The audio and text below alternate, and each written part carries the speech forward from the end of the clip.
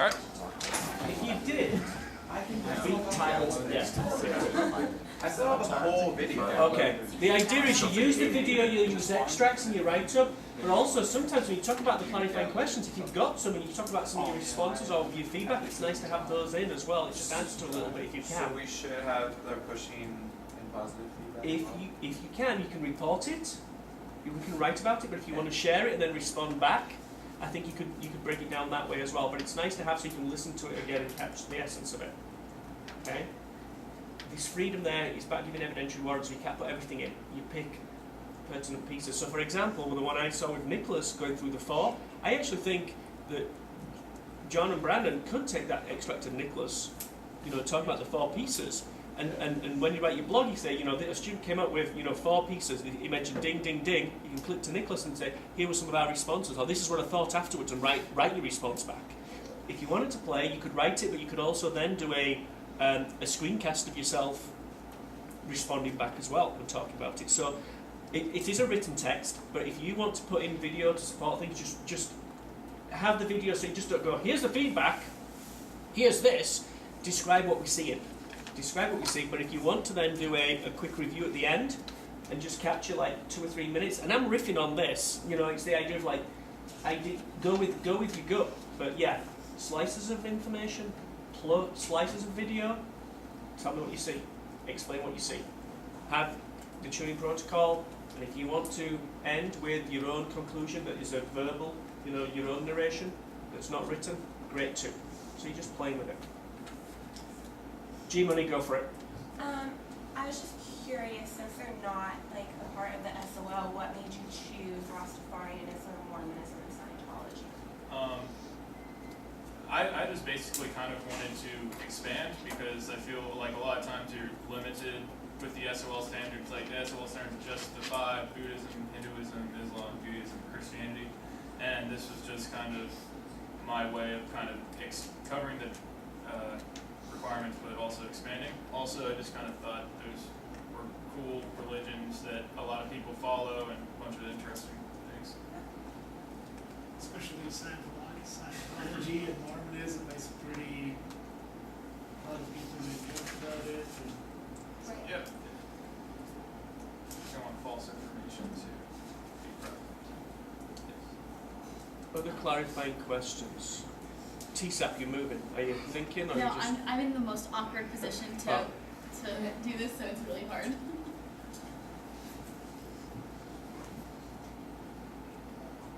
What were your objectives? Our objectives were to Students will be able to... students will be able to tell us about the 5 major religions as an SOL standard, as well as the other religions we found, and they will also be able to, as for the other SOL standard, tell what religions are prominent in certain locations, which we talked about where they're from throughout the lecture, and they'll be able to do that as their homework assignment. What did you pull from the Bible? Do you want to World History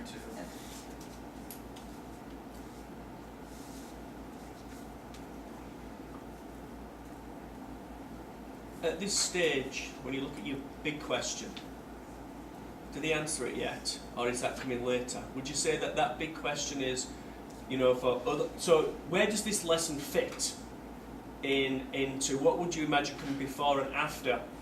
And does that big question then cover more than this lesson, or where does it fit? You answer. yeah, I've been thinking about this big question. I guess this lesson don't answer this big question completely, Right. but it gives insight. And so if it's like plus other lessons, then it should be, as I said before, this should be a big question for 3 or 4 lessons, like a Right. unit or something. It's a unit, and it's hard to define what a unit is sometimes, because given, the Cold War, what's the Cold War and how many days do you teach it? And so I have to see a unit as maybe a week's worth of work, but it could be 2 to 3 lessons, but there's a reason behind it, and you've kind of crafted. So world religions is your unit. It could be 2 or 3 lessons, it could be 5 lessons. So then what would So if that's your big unit question, which is a pretty cool unit question actually, knowing what you know now and where these guys got to today, what would the lesson question be, or what would you like it to be now? I would say, first, this, as I see, this lesson is like introduction and into this unit. So the big question would be something like, what do you know about these religions, or what is known, like naked facts, what you have without learning, like your prior knowledge about this religions. That could be, I cannot formulate this Right, question, okay. but that could be the idea of this big question. Maybe knowing what you know about the religions, like knowing what are the similarities and differences and how do they interact with each other. And why did you say similarities and differences? Steve, look at me. Oh, yes, that was what the sheet was designed to do. Yeah, because you're moving towards. So what are some of the similarities and differences between some of the key tenets in the world religions? Okay? That takes us right to this. So one of your objectives is then, students will be able to identify key similarities and differences. Right? Because you got it right there. Thanks for looking at me, Steve. Thank you. Other clarifying questions? One feedback, please. Taylor? I do like the fact that you decided to include these these minority type of religions. Because, you know, someone may come in contact with it and not know exactly what it is, but since you included it, there's a possibility that if they come in contact, they'll understand it better.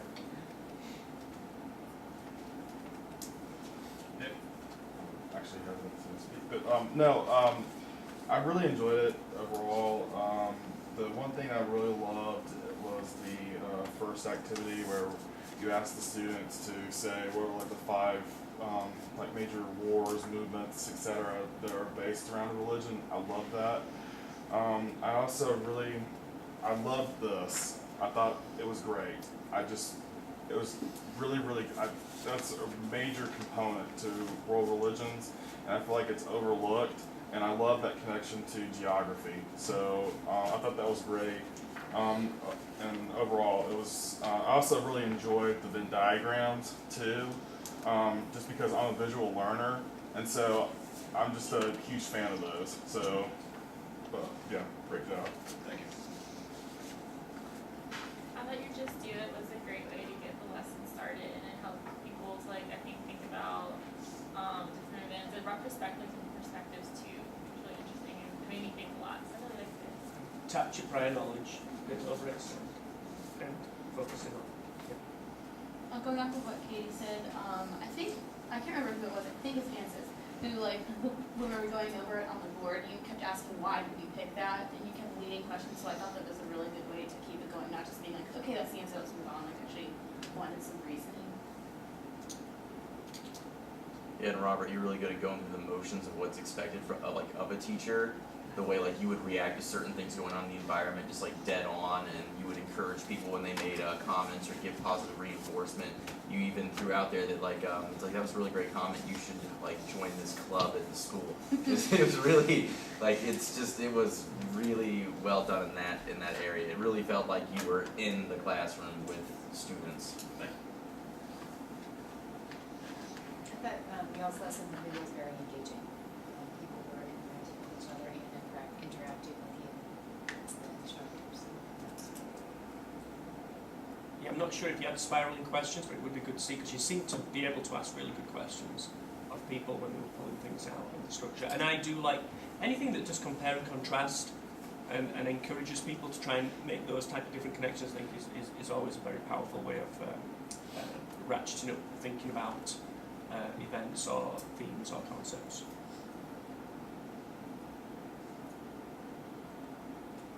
Pushing feedback. That G-Money's all over it, and then look at the ladies, they're flying. Just a couple of small things. One thing I think it would have been interesting to have Islam down with Christianity and they all do draw from each other, especially from, like, when we said they all draw from Judaism, so it would have been interesting to compare and contrast those three together. And then another thing that I thought might just be like, for future, like a good idea when you have the chart and then, and this is also like materials and what you have available. When you had the chart up there, it would have been interesting to keep it up there when we were talking about the Venn diagram, so if the kids didn't say something, you could reference back to what they had found individually about them. And then maybe for when we were going over the Venn diagram answers, have like the Venn diagrams up on a slide or a Word document and type them up so kids could visually see it on the screen.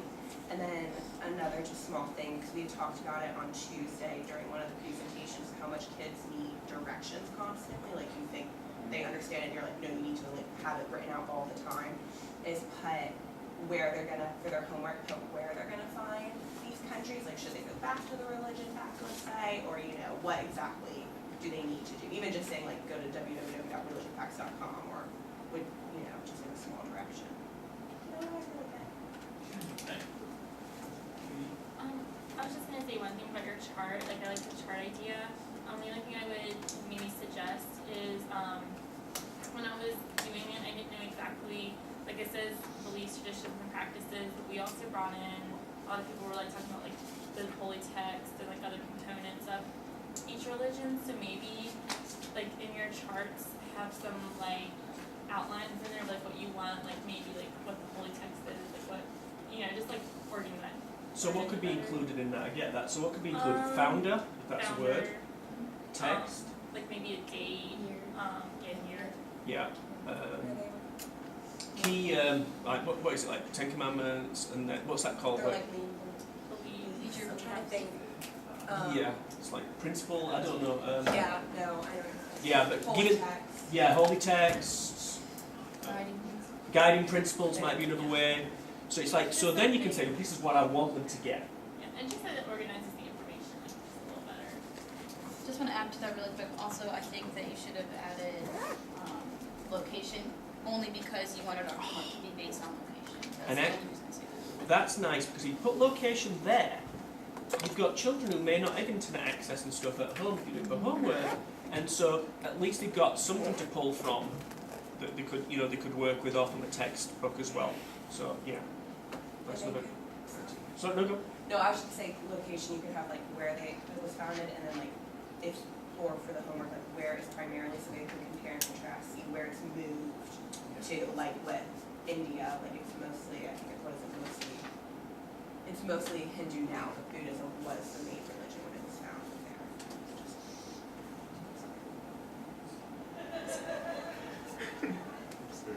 Say anything?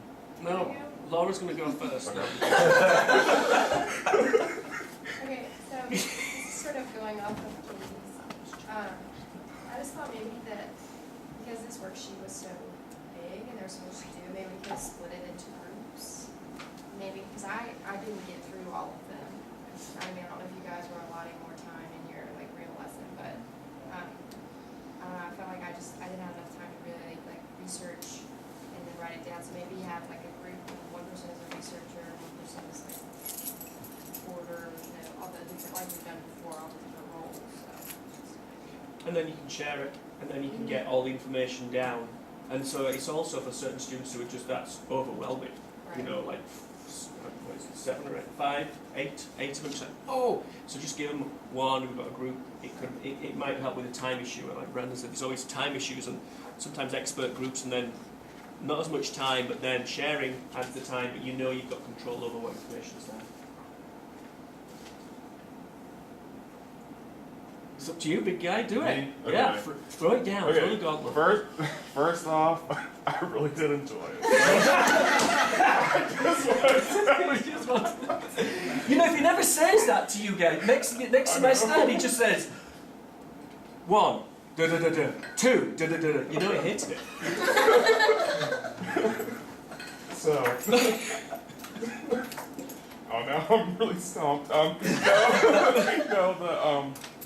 I have several key points, I guess, that I like what Laura said. I'm a really slow person. Like, I feel bad for saying that, and I don't mean to be mean, I guess, towards myself, but You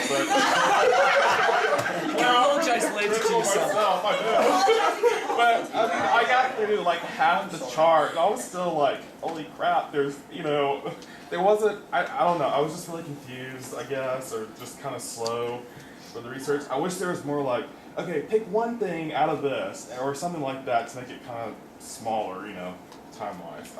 The other thing too is, I'm a visual learner. I've already stated that, and I love the Venn diagrams, but the only thing about the Venn diagrams, they're so small. And I feel like with me, I'm like one of those, I feel like a caveman or something. I'm just going like, big, like, I have to have a lot of room. And so I don't know about you guys, but I can't do the steno You felt like a writing. caveman too. And I love the Venn diagram, and also too, I thought Christianity and Islam, I can't remember if it was Jenny or Katie or like Katie or Laura, I can't remember which one said this, or maybe someone over here, I don't know, but Just so you heard voices. One of the women. yeah, one of the women in the class with a comment. No, I didn't. Some of this, like, I felt like they could be all of them could be connected together and be a little bit bigger. But that's really about it. And the other thing too, I noticed, and I feel like an English teacher, and I'm not an English teacher, but there was one slide that had like a grammatical error on it. I know that's really being nitpicky. I know, and I understand, and I feel like a real big ass for saying that, but it's just it pulls you from the material, if that makes any sense. And I know I'm known for doing that myself, but it does pull you kind of like, if you're in that mode of thinking, like, I can't remember what it was, honestly, but it was on the slide, and it was just like, it was obvious, and I guess kind of threw me out of it. But overall, I did enjoy it, and the only other thing too is Robert, I loved like the last part when you were walking around, I loved it, but I felt like at the beginning you were just kind of behind the podium, and I did that. I don't mean to be hypocritical, but I know I did that yesterday. But I like moving, and I think with that first part, maybe movement, I guess, if that makes any sense. I thought it might be a little bit more engaging, like instead of just talking there, and I don't think it makes any sense. And I'm not trying to be mean or anything, but yeah, but no, but I did really enjoy it, and the other thing too is I really wish you guys incorporated that geographical component within all the assignments. I loved that wrap-up activity was perfect. It could have been blended in. And thank Same, you, right? yeah, and, Just blend it in. Don't have to be and thank you so much for mentioning Australia. I was so happy when I saw that. I was just like, yes, someone finally mentioned it, and I feel like that's always overlooked. So I was really impressed with that. But I really wish you guys had the time to complete it. So I thought it was great though. This is just an idea stemming off what Nicholas said, thinking about it. You could, when you wanted them to like say, like the different like chart or whatever, you could have them look up where they are, and then maybe for homework, have them plot it on a world map and like color code it for each religion, so that way they can visually see where they all are. And that makes the homework doable and probably appropriate, rather than saying find it with what? They found it in class because they've got the resources, but then transferring it on and layering it out and creating a legend and everything. Yeah, it's a doable piece. Nicholas? I feel like I'm getting shot up in class. Like, gagged. My soul beat to death. No, but no, Come on, man. Go hold back. No, shit, okay.